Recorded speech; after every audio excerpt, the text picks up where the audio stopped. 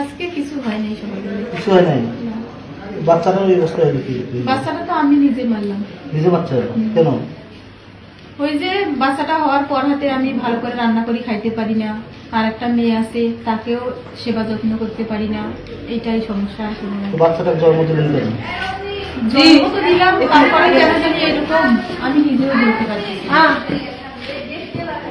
আচ্ছা, বাচ্চাটার বয়স কত? আর আরো একটা বাচ্চা আছে না আপনার? সেটার 6 বছর হলো। আপনার বিয়ের বয়স কত?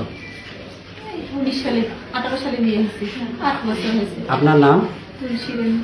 তানাগঞ্জ থানায় শ্রী বাবুলাল রায়, তার স্ত্রীর নাম হচ্ছে তুলসী রানী রায়। ওই ভদ্রলোকের এই বাবুলাল রায়ের 2টি কন্যা সন্তান, একটা বছর 6 বছর আর একটা বাচ্চার বয়স হচ্ছে 6 মাস। গতকালকে 14/9/25 তারিখে তারা এই বাবুলাল রায়ের হোটেলে শ্রমিকের কাজ করে জীবিকা নির্ভর করে বা সংসার চালায়। তো গত 14/9 তারিখে এই বাবুলাল হোটেলে কার্যক্রম শেষ করে, তার হোটেলে যেখানে হোটেলে সে কাজ করে শেষ করে বাসায় যায়। বাসায় গিয়ে তারা রাতে খাওয়া দাওয়া করে 11:30 দিয়ে ঘুমিয়ে পড়ে।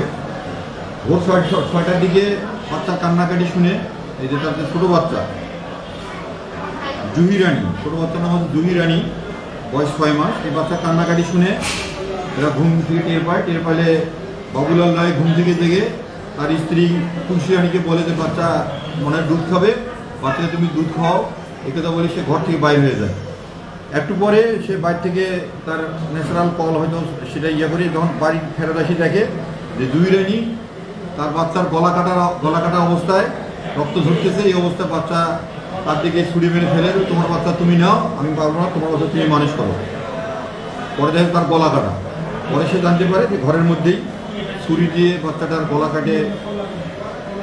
কেটে রক্তাক্ত করে এবং বাইরে এসে তার স্বামীর দিকে, এই বাবুলালের দিকে, মামলার যে বাড়ি তার দিকে ছুড়ে দেয়। পরে এই রক্তক্ষরণের কারণে, যেহেতু ছোটো বাচ্চা, রক্তক্ষরণের কারণে বাচ্চাটা ঘটনাস্থলে মারা যায়। পরবর্তীতে পুলিশ, তারাগঞ্জ থানা পুলিশ সংবাদ পেয়ে ঘটনাস্থলে যায়। ঘটনাস্থলে গিয়ে বাচ্চার লাশের সুরজাল তৈরি করে ময়নাতদন্তের জন্য প্রেরণ করেন।